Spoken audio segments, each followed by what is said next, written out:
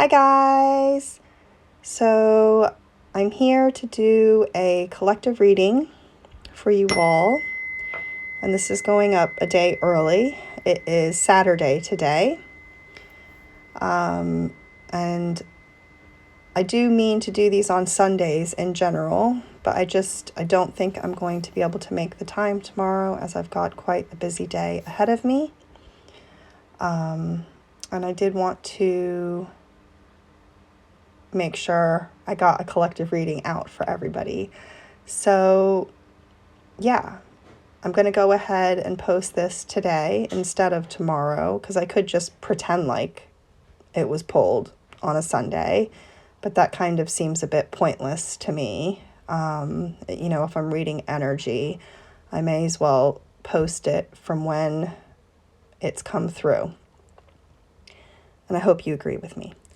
So, yeah, that's it. Let's dive into the reading.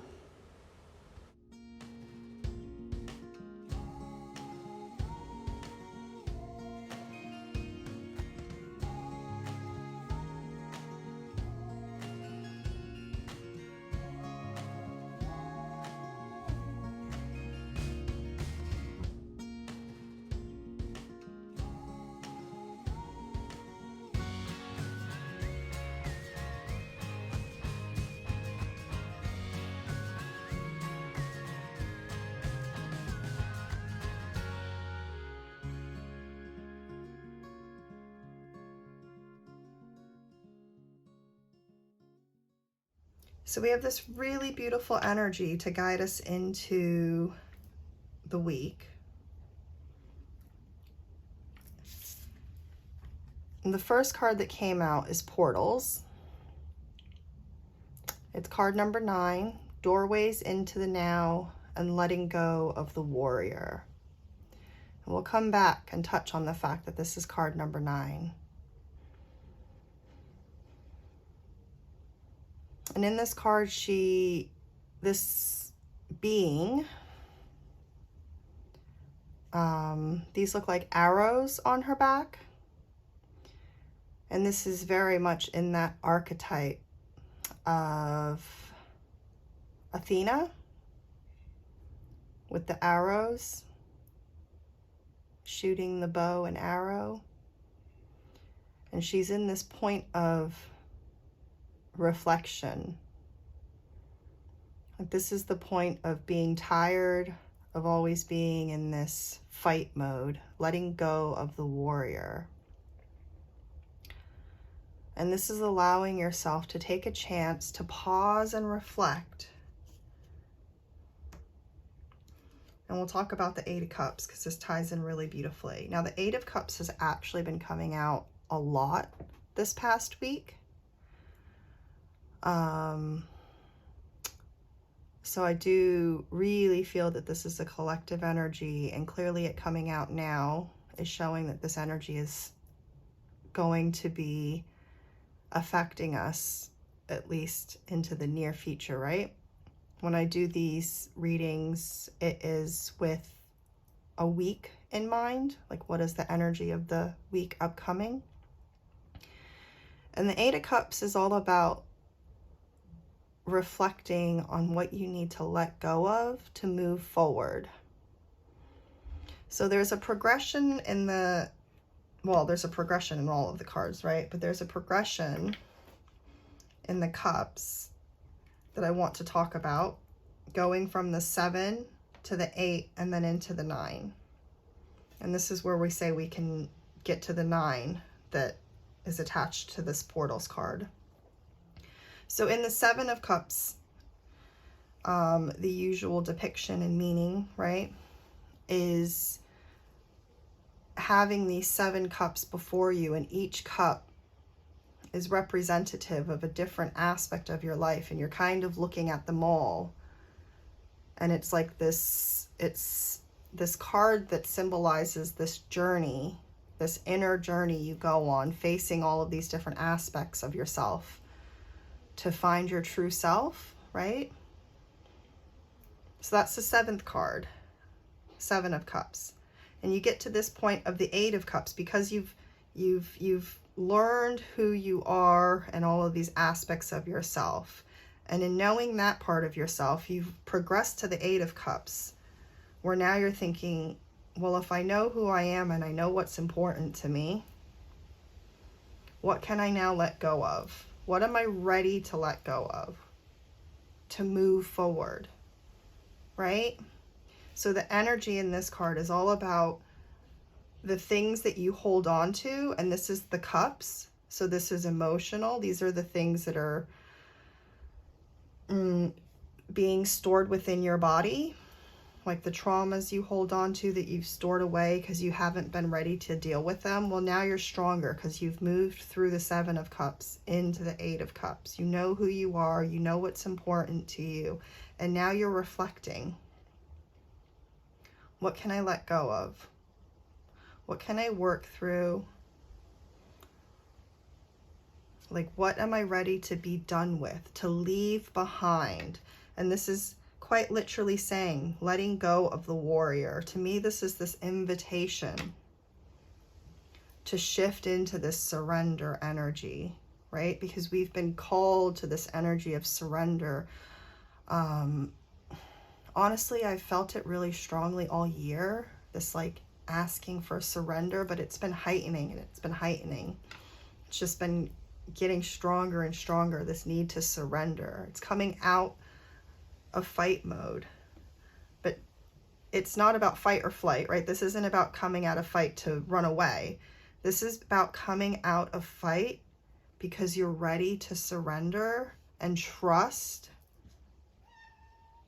Hi, baby. I don't know if you can hear my cat meowing.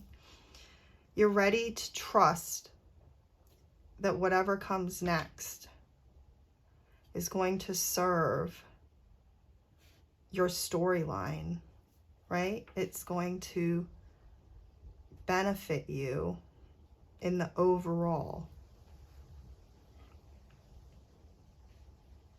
So this is a time to let go. Don't feel like you need to fight, because the time of fighting is behind us, right? And the progression from the 8 to the 9 in the cups, the 9 of cups is the card of contentment and being satisfied with everything that you've got behind you, right? Because you've left behind in this 8 of cups, when you realize what aspects of yourself you're ready to shift through and no longer carry as a burden, right? This is where you can get to contentment and satisfaction with where you are in your life.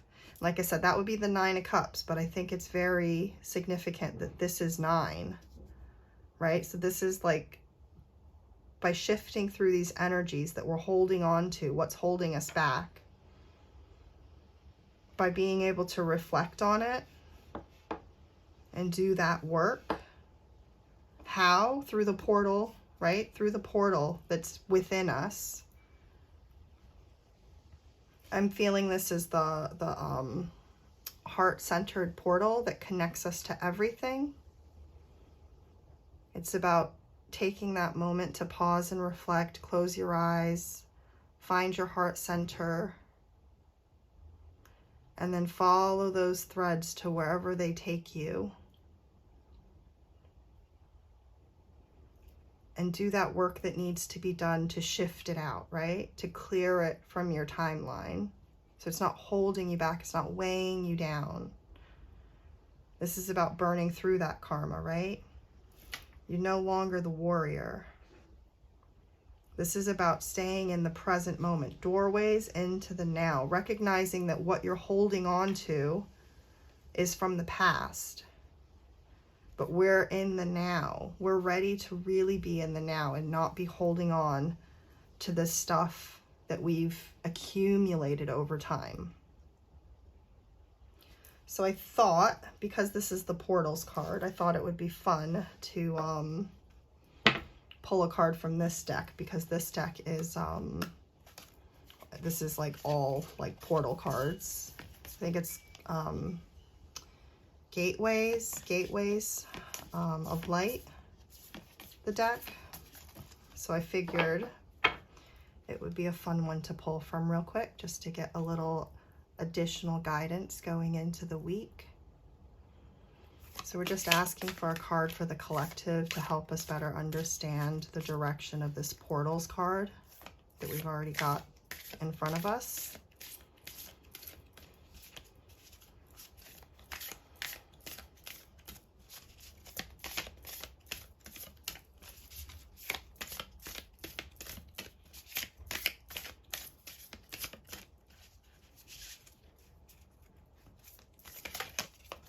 I felt that one.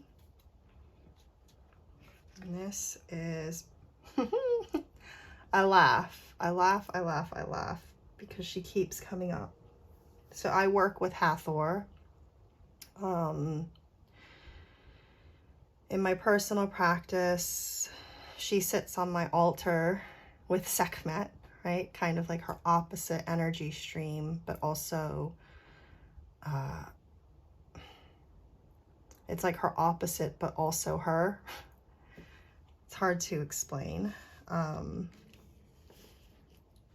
I will try because I think she really deserves a place here, unifying us. And this definitely affirms what I just said about with the portal going in through the heart center, right? Because Hathor comes from your heart center, right? She is this loving embrace that protects us.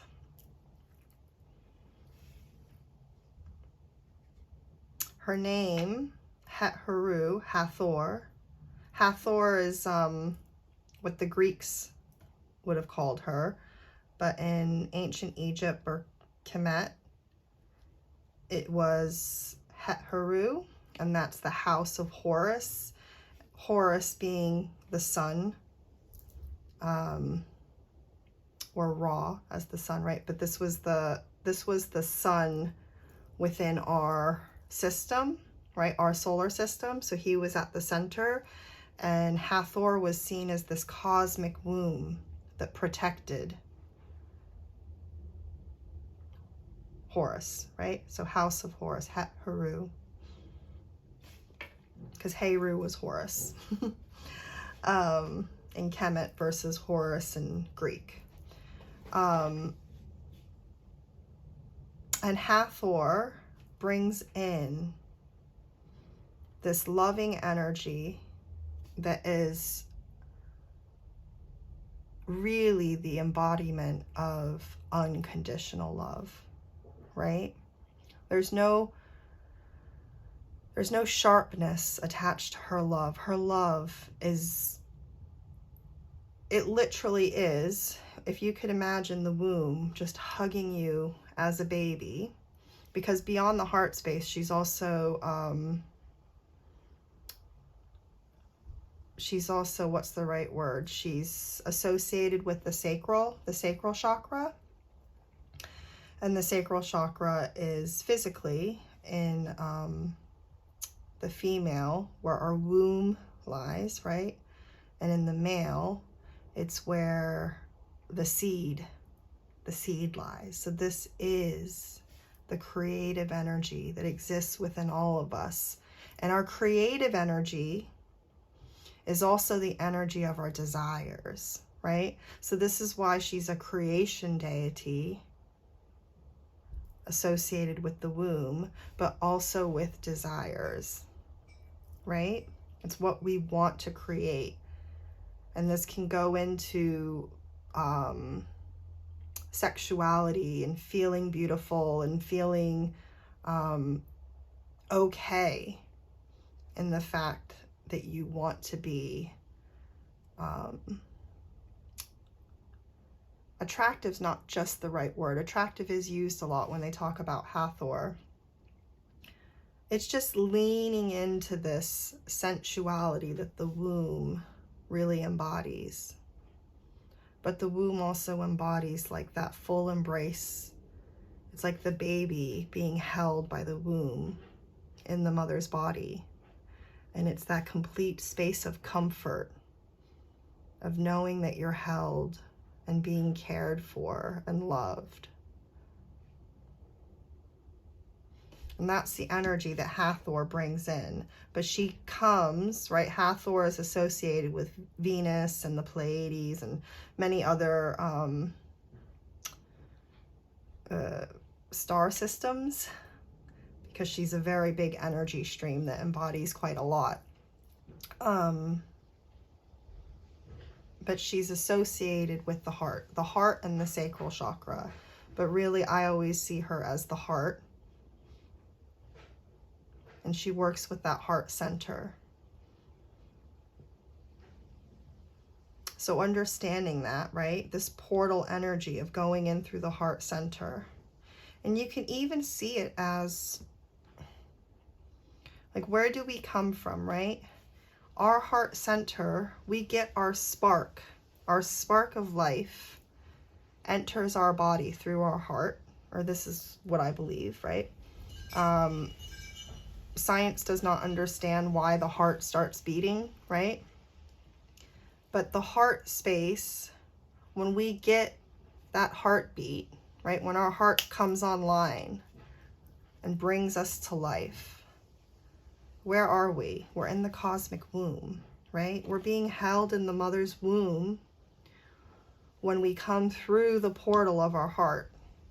So this is this overlapping energy of Hathor working with the sacral chakra and the heart chakra, right? Because our life force enters through the heart while we're in the womb. I know I'm getting repetitive, but I'm just trying to, it's coming through me as well at the same time. So this is kind of me receiving this message with you, right? We're in this together, guys. What a beautiful energy to go in through the week, because I said I have Hathor, right? She is on my altar. Maybe I'll like insert a little picture of my altar so you can see her in her glory, with Sekhmet on the opposite side.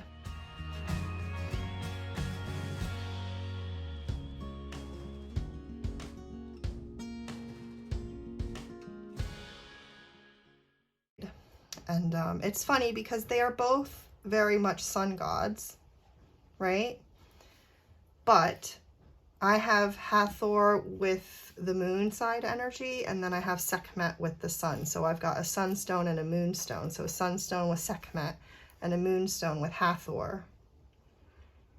And I really love this because for me, Hathor, in her loving, her unconditional loving embrace, invites you to get into this reflective mode that the moon brings, right?